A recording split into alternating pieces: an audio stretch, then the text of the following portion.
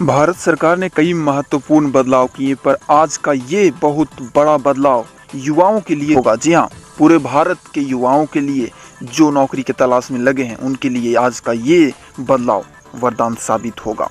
Video को पूरा ज़रूर देखें। आपसे अनुरोध है कि इस वीडियो को अपने सभी फैमिली एंड फ्रेंड्स के साथ भी शेयर करें। आज हम सबसे पहले देश के उन 3 करोड़ युवाओं की बात करेंगे जो हर साल रोजगार हासिल करने के लिए एसएससी, रेलवे और बैंकिंग की प्रारंभिक परीक्षाएं देते हैं। यानी आज सबसे पहले उन युवाओं की बात करेंगे जो सरकारी नौकरी का सपना देखते हुए बड़े होते हैं। उन सब परिवारों की बात करेंगे जो ये सोचते हैं कि उन परिवारों में जो युवा हैं, जो छात्र हैं, एक ना एक दिन उन्हें सरकारी नौकरी मिलेगी। सरकार ने अब इन तीनों विभागों के लिए अलग अलग परीक्षाओं के सिस्टम को समाप्त कर दिया है। आज से सब कुछ बदल जाएगा और अब इन परीक्षाओं की जगह एक कॉमन एलिजिबिलिटी टेस्ट कराने का फैसला किया है, जैसे आप कहेंगे सीईटी। किसी भी व्यक्ति के जीवन में रोजगार बहुत महत्वपूर्ण होता है और भारत के करोड़ों युवा इसी सपने के साथ बड़े होते हैं कि एक ना एक दिन वो बड़ी सरकारी नौकरी हासिल करेंगे। लेकिन आज के बाद से सरकारी नौकरी पाने का रास्ता पूरी तरह से बदल जाएगा और यह पहले से आसान भी हो जाएगा। इसलिए आज हम सबसे पहले इन्हीं सरकारी नौकरियों की बात करेंगे। और अगर आपके घर में कोई युवा है जो इन नौकरियों के लिए अप्लाई कर रहा है या तैयारी कर रहा है, तो आप इस खबर को ध्यान से सुनिएगा। हो सके तो जो इसके जो पॉइंट्स हैं उन्हें आप नोट भी कर सकते हैं। अब भारत के करोड़ों युवाओं को बैंकिंग, रेलवे और स्टाफ सिलेक्शन कमीशन यानी एसएससी की मुख्य परीक्षाओं में बैठने के लिए अलग अलग प्रारंभिक परीक्षाएं नहीं देनी होंगी। इससे पहले इन विभागों के लिए 3 चरण में परीक्षाएं होती थी। सबसे पहले प्रारंभिक परीक्षा होती थी, इसके बाद मुख्य परीक्षा होती थी और आखिर में इंटरव्यू होता था, जिसके जरिए किसी भी उम्मीदवार का चयन किया जाता था। लेकिन अब नई व्यवस्था के तहत इन अलग अलग सरकारी विभागों के लिए अलग अलग परीक्षाएं आपको नहीं देनी होंगी, बल्कि इन तीनों के लिए एक कॉमन एलिजिबिलिटी टेस्ट यानी सीईटी का आयोजन होगा। पहले हर प्रारंभिक परीक्षा के लिए अलग आवेदन पत्र और अलग परीक्षा केंद्र हुआ करते थे, जिससे आपको बड़ी परेशानी होती थी। लेकिन अब ऐसा नहीं होगा। अब एक ही परीक्षा, एक ही परीक्षा केंद्र और एक ही आवेदन पत्र से आपका काम चल जाएगा। केंद्र सरकार की कैबिनेट ने पहले के उलझे हुए सिस्टम को अब समाप्त कर दिया है और कैबिनेट की बैठक में कॉमन एलिजिबिलिटी टेस्ट कराने के लिए एक नेशनल रिक्रूटमेंट एजेंसी यानी एनआरए के गठन को आज मंजूरी दे दी गई है। अब यह एजेंसी ये सारे परीक्षाओं का आयोजन करेगी। देश में फिलहाल 20 भर्ती एजेंसियां हैं, यानी 20 एजेंसियां हैं जो सरकारी नौकरियों में भर्ती करती हैं। अलग अलग सरकारी नौकरियों के लिए अलग अलग परीक्षाएं यही 20 एजेंसी आयोजित करवाती हैं और आप हर बार इन अलग अलग एजेंसियों में हर बार अलग आवेदन करते हैं, हर बार अलग परीक्षा होती है, हर बार अलग परीक्षा केंद्र होता है।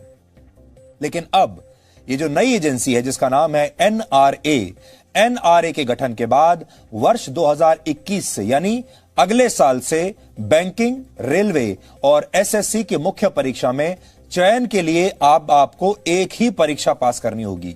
बाकी विभागों की परीक्षाओं को भी जल्द ही कॉमन एलिजिबिलिटी टेस्ट यानी इस सीईटी के दायरे में लाने की तैयारी भी की जा रही है। इससे फायदा यह होगा कि सीईटी की परीक्षा पास करने के बाद उम्मीदवार यह फैसला कर सकता है कि उसे सबसे पहले बैंकिंग की मुख्य परीक्षा देनी है या फिर रेलवे की देनी है या फिर एसएससी की मुख्य परीक्षा देनी है। सीईटी में हासिल किए गए अंकों यानी मार्क्स की वैधता 3 साल तक रहेगी। यानी अगर कोई युवा चाहे तो इन्हीं नंबरों के आधार पर पहले साल रेलवे की परीक्षा दे सकता है, दूसरे साल बैंकिंग की और तीसरे साल एसएससी की परीक्षा दे सकता है। ये हम आपको आज उदाहरण के जरिए समझा रहे हैं ताकि आपको और अच्छे से समझ में आ जाए। 3 वर्षों के दौरान ये परीक्षाएं देने का क्रम कुछ भी हो सकता है और यह उम्मीदवार की इच्छा पर निर्भर करेगा कि वो पहले कौन सी मुख्य परीक्षा देना चाहता है। सरकार की कोशिश है कि आने वाले समय में सरकारी नौकरियों के लिए बाकी की प्रवेश परीक्षाएं भी कॉमन एलिजिबिलिटी टेस्ट के माध्यम से ही आयोजित कराई जाएं। नेशनल रिक्रूटमेंट एजेंसी अभी 1 वर्ष में 2 बार सीईटी का आयोजन करेगी। 2 बार दे सकते हैं आप इस परीक्षा को। इस परीक्षा में ऑब्जेक्टिव सवालों वाले प्रश्न पत्र होंगे और इन परीक्षाओं में अभी तक केवल 2 भाषाओं में ही प्रश्न पूछे जाते थे और ये भाषाएं आमतौर पर हिंदी और अंग्रेजी हुआ करती थी। लेकिन अब छात्रों को 12 अलग अलग भाषाओं में प्रश्न पत्र हल करने का विकल्प दिया गया है। भविष्य में इन परीक्षाओं का आयोजन भारत की सभी 22 आधिकारिक भाषाओं में कराया जाएगा, यानी उम्मीदवार जल्द ही अपनी क्षेत्रीय भाषा में भी इन परीक्षाओं को दे पाएंगे। सूचना और प्रसारण मंत्री प्रकाश जावड़ेकर ने भारत सरकार के इस फैसले की जानकारी आज जब दी और उन्होंने इस कदम को युवाओं के लिए बहुत फायदेमंद बताया। उन्होंने कहा कि अब एक परीक्षा होने से उम्मीदवारों की कई परीक्षा देने वाली परेशानी हमेशा के लिए खत्म हो जाएगी। जो युवा होते हैं उनको बहुत परीक्षाएं देनी पड़ती है और उनको लगभग 20 रिक्रूटमेंट एजेंसीज है, तो कोई 4-5 में अगर परीक्षाएं देता है तो उतनी परीक्षा उतनी जगह जाना, ये सब समाप्त करने के लिए एक ऐतिहासिक फैसले में नेशनल रिक्रूटमेंट एजेंसी,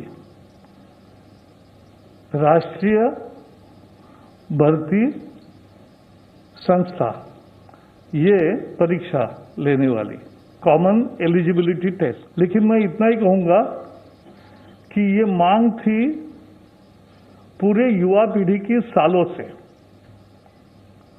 लेकिन नहीं हो रहा था।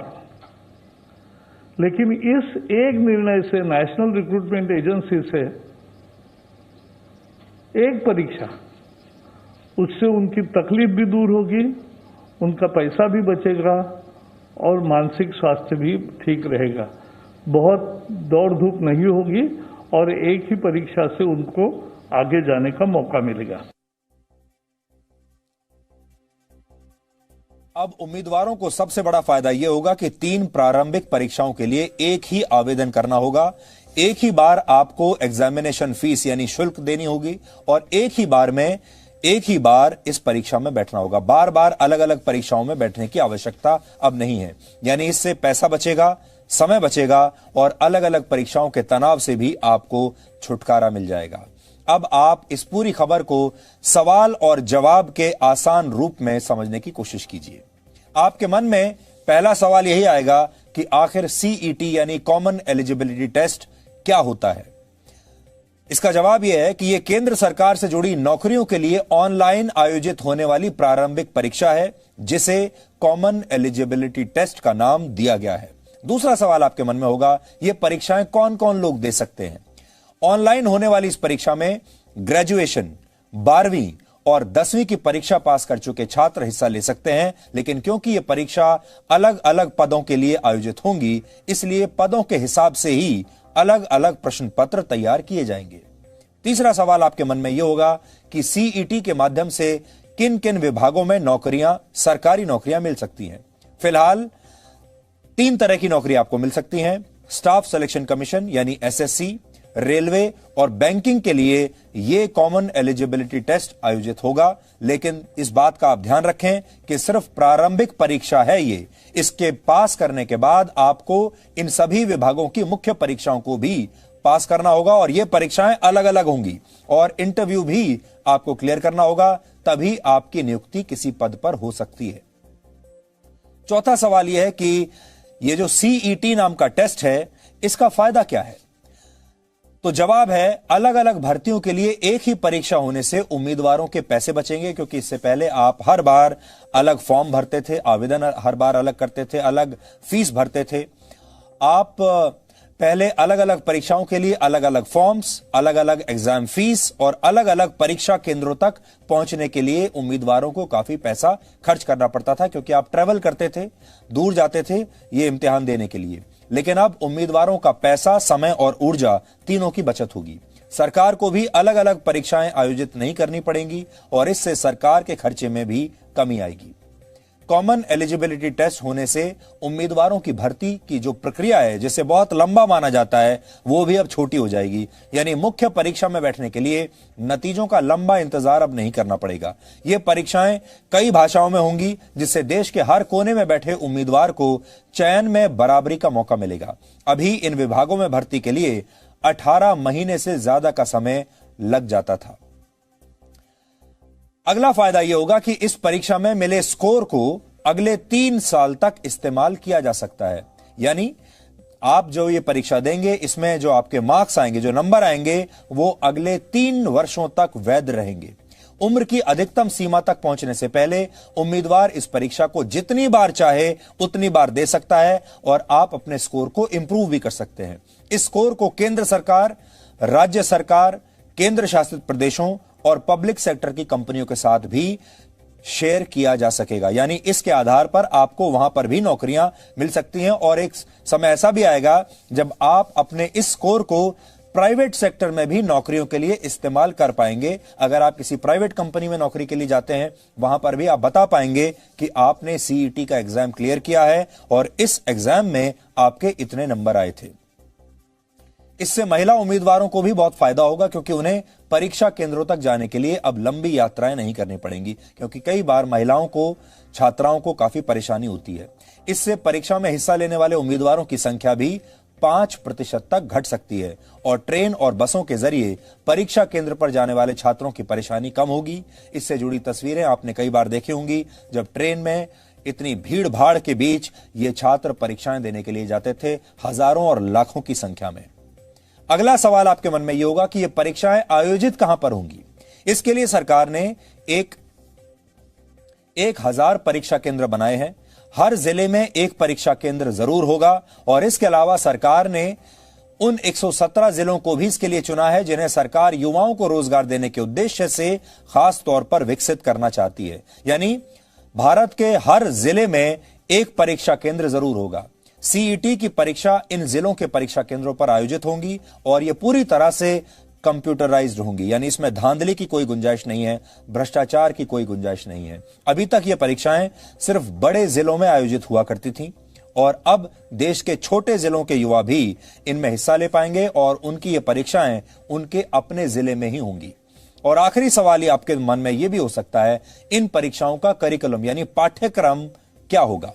तो इसका जवाब यह है कि सीईटी के लिए एक ही पाठ्यक्रम होगा, लेकिन अलग अलग पदों के हिसाब से उम्मीदवारों से पूछे जाने वाले सवालों का स्तर भी अलग अलग होगा। जितनी बड़ी नौकरी होगी, स्तर उतना ही ऊंचा होगा। जितनी नौकरी नीचे होगी, स्तर उतना ही आसान होगा। यानी 10वीं पास करने के बाद सीईटी देने वाले उम्मीदवारों से ग्रेजुएशन कर चुके उम्मीदवार के मुकाबले आसान सवाल पूछे जाएंगे।